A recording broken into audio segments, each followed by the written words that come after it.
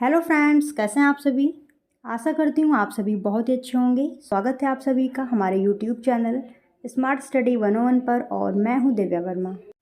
तो इस वीडियो के माध्यम से हम लोग यूनिट फर्स्ट का सेकंड टॉपिक आज पढ़ेंगे और सेकंड टॉपिक है अपभ्रंश शैली। फर्स्ट टॉपिक हम लोग ऑलरेडी कंप्लीट कर चुके हैं। अगर आप लोगों ने अभी तक वो वीडियो नहीं देखी है तो चैनल पर जाइए, आपको वो वीडियो मिल जाएगी। और फर्स्ट टॉपिक आपका था पाल शैली, ठीक है। बाकी अगर आप लोगों को ये वीडियो पसंद आती है तो वीडियो को लाइक शेयर ज़रूर करिएगा और इसी प्रकार की अन्य वीडियोस देखने के लिए हमारे चैनल को सब्सक्राइब भी कर लीजिएगा, ताकि मैं जैसे ही नेक्स्ट वीडियोस अपलोड करूं आपके पास नोटिफिकेशन तुरंत पहुंच जाए और जल्दी से जाकर आप वीडियो देख सकें। तो चलिए दोस्तों, अपभ्रंश शैली के बारे में पढ़ते हैं। अपभ्रंश शैली का समय 11वीं शताब्दी से 15वीं शताब्दी के मध्य माना जाता है, इसे ध्यान रखिएगा। और दोस्तों, आप लोग पीडीएफ की मांग किया करते हैं, तो देखिए यहाँ पर पीडीएफ की कोई भी सुविधा उपलब्ध नहीं है। आप अपने नोट्स स्वयं बनाएं, क्योंकि अगर आप एक बार वीडियो देखेंगे फिर उसी को अपनी कॉपी में आप लिखेंगे तो आपको ही चीज़ें समझने में आसानी होगी और सारे टॉपिक आपको अच्छे से समझ में आ जाएंगे। रटने की कोई भी ज़रूरत नहीं पड़ेगी, ठीक है। तो इसलिए अपने नोट्स स्वयं बनाइए। तो सबसे पहले हम लोग शैली की खोज के बारे में पढ़ेंगे कि ये शैली प्रकाश में कैसे आई। शैली की खोज, ठीक है। शैली की खोज कैसे हुई, आइए देखते हैं। अपभ्रंश शैली की चित्रण परिपाटी की खोज का प्रथम उद्घाटन लेख 1913 ईस्वी में बर्लिन के वोल्डरकुंडे संग्रहालय की संग्रहित कल्पसूत्र वाली प्रति पर श्री हरमैन का था, ठीक है। यानी कि कहने का मतलब ये है कि अपभ्रंश शैली का जो प्रथम उद्घाटन लेख था वो 1913 ईस्वी में बर्लिन के वोल्डरकुंडे संग्रहालय में मिला था, ठीक है। और वो लेख किसका था, तो श्री हरमैन का था, ठीक है। चलिए आगे देखते हैं। नामकरण, अपभ्रंश शैली का जो नाम है वो कैसे पड़ा, ठीक है। इस शैली के नामकरण के संबंध में अनेकों विद्वानों ने समय समय पर भिन्न भिन्न नाम दिए, ठीक है। समय समय पर इस शैली के अनेकों नाम दिए गए, जैसे कौन कौन से नाम हैं। जैन शैली, गुजरात शैली, पश्चिमी भारतीय शैली और लास्ट में कौन सा नाम दिया गया, अपभ्रंश शैली, जो आज भी प्रचलित है। चलिए आगे देखते हैं। जैन शैली वाला नामकरण, ठीक है। जो जैन शैली वाला नाम दिया गया था वो किस आधार पर दिया गया था, आइए देखते हैं। इस शैली के चित्र प्रायः श्वेतांबर जैन संप्रदाय के धार्मिक ग्रंथों से मिलते हैं, ठीक है। दिगंबर ग्रंथों में 1427 का दिलवाड़ा के नेमीनाथ जैन मंदिर में लिखा गया ज्ञानार्णव दूसरा ग्रंथ है जिसमें चित्र हैं, ठीक है। जैन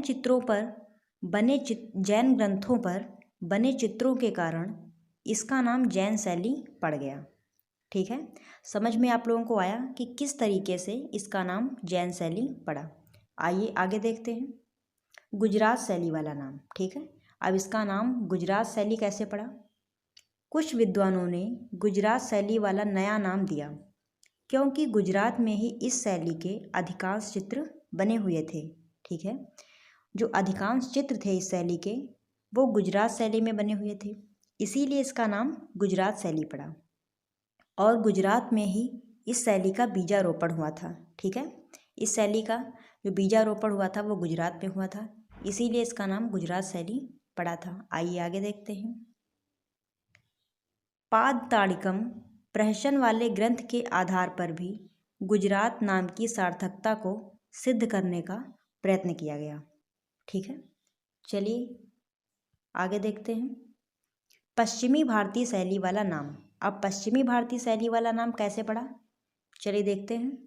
तिब्बती इतिहासकार लामा तारानाथ ने पश्चिमी व पूर्वी दो शैलियों का वर्णन किया है, ठीक है। इसी आधार पर डॉक्टर मोतीचंद समेत अनेक विद्वानों ने इस शैली को पश्चिमी भारतीय शैली का नाम दिया, ठीक है। ऐसे इसका नाम पश्चिमी भारतीय शैली पड़ा, ठीक है। चलिए आगे देखते हैं। यह नाम अधिक उचित इसलिए नहीं लगा क्योंकि अजंता तथा एलोरा के चित्र भी इसी पश्चिमी क्षेत्र के माने जाते हैं, ठीक है। इसीलिए इसका नाम पश्चिमी शैली इन लोगों को ज़्यादा उचित नहीं लगा। आइए आगे देखते हैं। अपभ्रंश शैली वाला नाम। अब इसका नाम जो अपभ्रंश शैली इस टाइम चल रहा है वह कैसे पड़ा, चलिए देखते हैं। उपर्युक्त नामों के होते हुए भी यह विचार किया गया कि उत्तर मध्य काल वाली इस शैली का कोई ना कोई उचित नाम होना चाहिए। ठीक है, इतने सारे विद्वान आते गए और अपने अपने मतलब तरीके से नाम देते गए, लेकिन कोई भी इसका नाम उचित नहीं लग रहा था। ठीक है, यह स्वयं प्रमाणित है कि गुजरात क्षेत्र से चली इस शैली में रेखांकन, वर्ण नियोजन तथा आकृति निर्माण में गिरावट आई थी। ठीक है, जो आपकी अपभ्रंश शैली है उसमें क्या हुआ था, रेखांकन, वर्ण नियोजन तथा आकृति के निर्माण में धीरे धीरे गिरावट आना शुरू हो गई थी।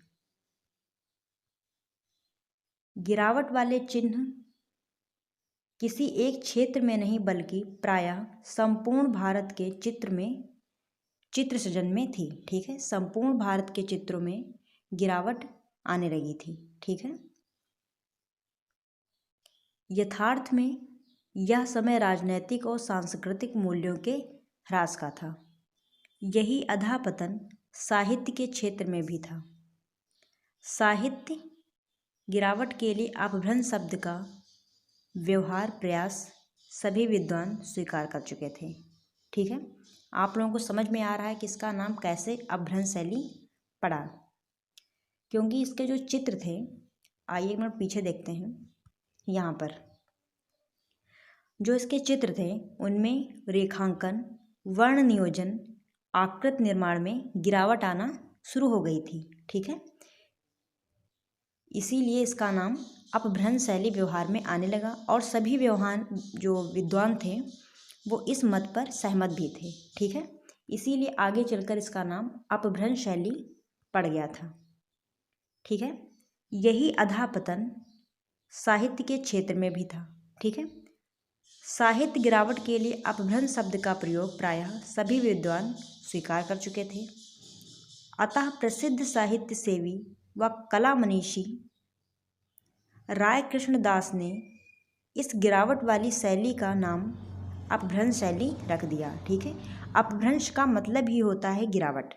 ठीक है, ऐसे समझिए आप लोगों को समझना है कि जो अपभ्रंश है उसका मतलब जो है, मीनिंग जो निकलता है वो गिरावट ही होता है। इसीलिए इसका नाम अपभ्रंश शैली उचित रहा, सभी विद्वानों को उचित लगा और इसका नाम अपभ्रंश शैली कर दिया गया। आइए आगे देखते हैं।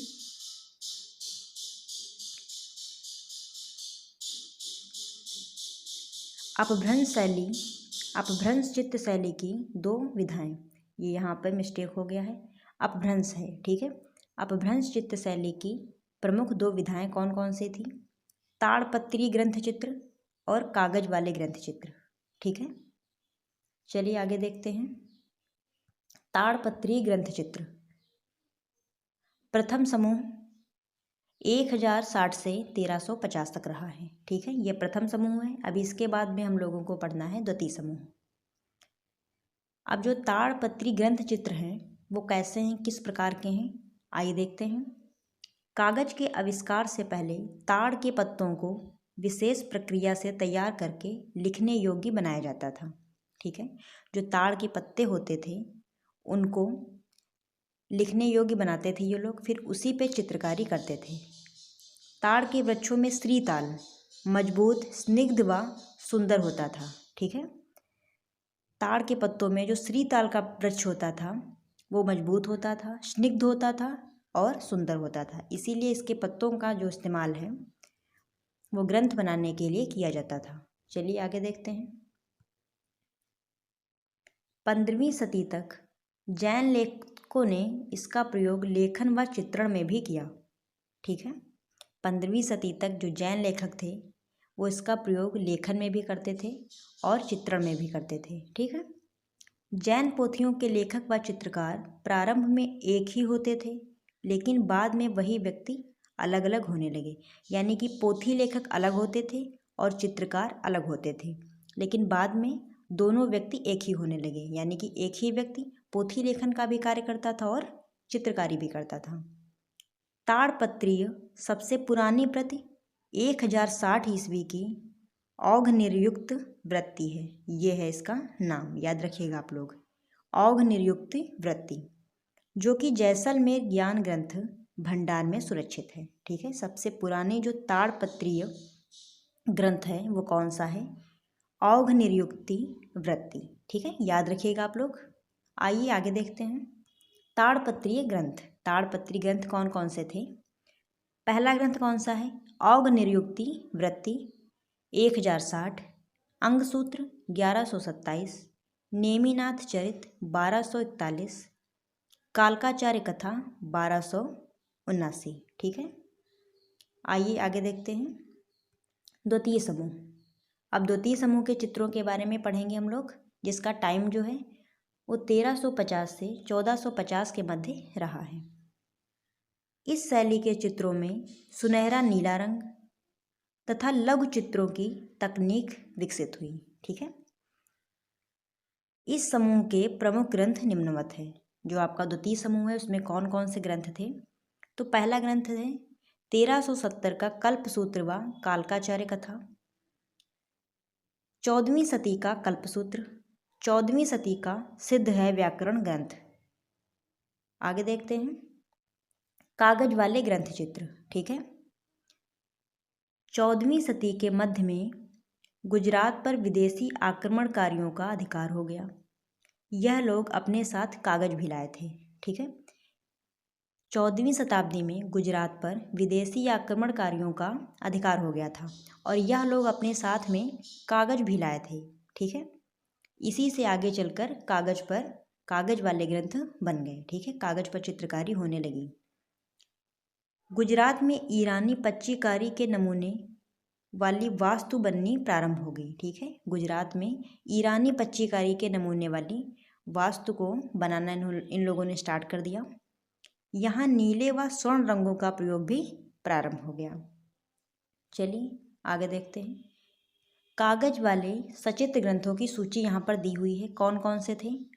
तो पहला है 1380 की कल्पसूत्र व कालकाचार्य, 1415 का कल्पसूत्र, 1423 का उपासनाचर्यम, 1427 का कल्पसूत्र, 1472 का उत्तर अध्ययन सूत्र, 1471 का वसंत विलास और 15वीं सदी का पांडव चरित।